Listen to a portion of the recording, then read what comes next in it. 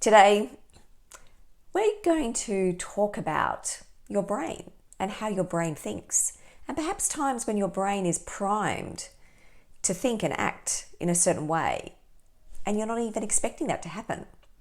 So if you've ever painted a house, you'll know that one of the debates at the start is, do you prime? And, priming, that first step in the process where you're putting a layer of paint down that is a primer that helps prepare it for the next stage, where you put the paint with the colour down. There's also a debate from some people, why would you do that? Just an extra step that you don't need. Why don't you combine the process together? But what would happen if you were primed and didn't even realise that you were being primed? That those processes were happening for you unconsciously.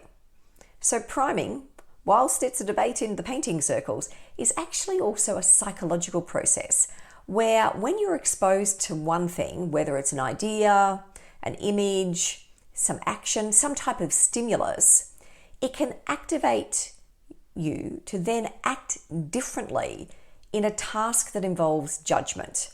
So it's suggested that priming can affect your thinking processes. It doesn't change your attitudes or your values, but it alters the criteria that you're using when you're making that judgment-based decision.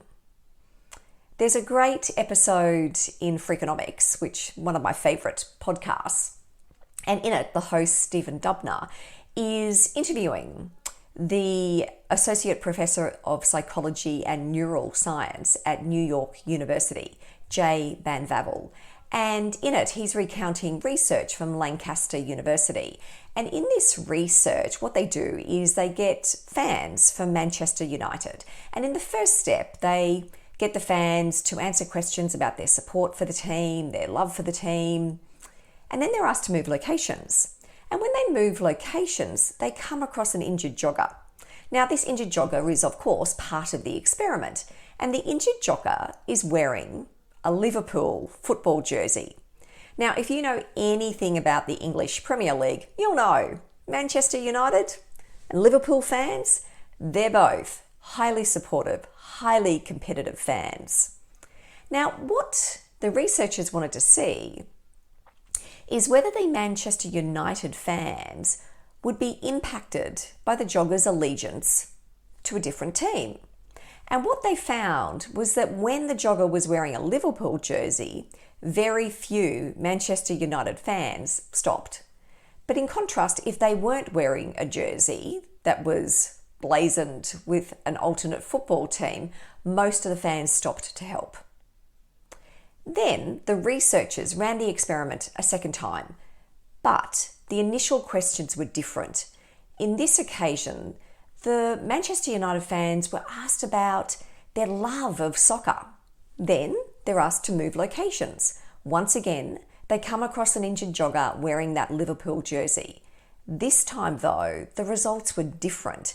And what the researchers found is that whether the person was wearing a Liverpool jersey or not, those Manchester United fans stopped and offered help. And what the researchers concluded was that having a shared identity as a soccer fan meant that they were more willing to help.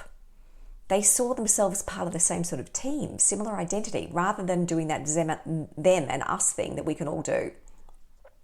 This is a classic case of social priming, where being primed to think about one thing then influences your subsequent actions. Now, as a concept, priming is not without its detractors. There are some who go, it's not really what it seems. There's a 2019 article in Nature where they outline that some of the claims about priming just don't stack up. Don't stack up, not really as valid as they could be. But the central idea that an earlier stimulus can then unconsciously direct our behaviour in a way that differs from how we would normally have behaved if that stimulus hasn't occurred, has taken place in other research as well.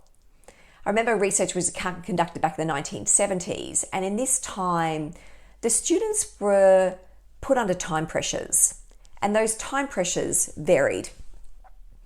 And the researchers were varying the amount of urgency in the task that needed to be completed. And in this task, it was about getting between buildings. What the researchers found was that the more urgent it was to get from building A to building B, shifted how people behaved. And the behavior in question that was being examined was once again people's likelihood to help. So as people were moving between building A and building B, they would come across someone who was writhing in pain on the floor. What the researchers found was that when there was increased urgency to get from building A to building B, people were less likely to stop and offer help. It's just a great reminder. One, we can be primed to see things and therefore not see other things. Our brain filters information based on what it sees as important. And when we're busy, distracted, focused on achieving a goal, there are things that we can step over, things that we don't see, don't stop and pay attention to, that perhaps we need to. It also reminds me of the work of Dan Simmons and Christopher Chabris, who wrote in their book back in 2010, The Invisible Gorilla, a reminder that we don't see things when we're being told to focus on a particular task. And they recount the example of an experiment. And in that experiment, there were teams, two teams. One team was wearing white shirts, one team was wearing red shirts, and they're throwing the balls to each other.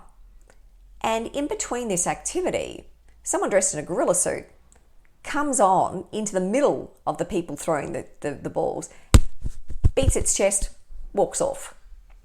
They then replay that clip to people, and they ask people to count the number of times the team in the white shirt is throwing the ball to each other. They play the video, people do the count, they then ask people how many times was the ball thrown, people get the answer right, and then the researchers say, who saw the gorilla come on screen? And a big chunk of people did not see that gorilla come on screen, even though it was there for 10 seconds. And the conclusion was the brain doesn't see it because the brain has been given a task and therefore told to focus on something else. Now, with all of this doesn't mean that we throw our hands up in despair and go, I don't know how to make decisions. My brain is not helpful. Your brain is very, very helpful. But it's a great reminder that we need to challenge ourselves. What are we seeing, not seeing? What are we hearing, not hearing? What are we paying attention to? It reminds me of the quote from the author Norman Vincent Peale when he said, change your thoughts and you can change your world. I'd also suggest change how you focus, change what you pay attention to, and you may also change your working day and perhaps the impact that you have on people around you. Take care. Have a great week.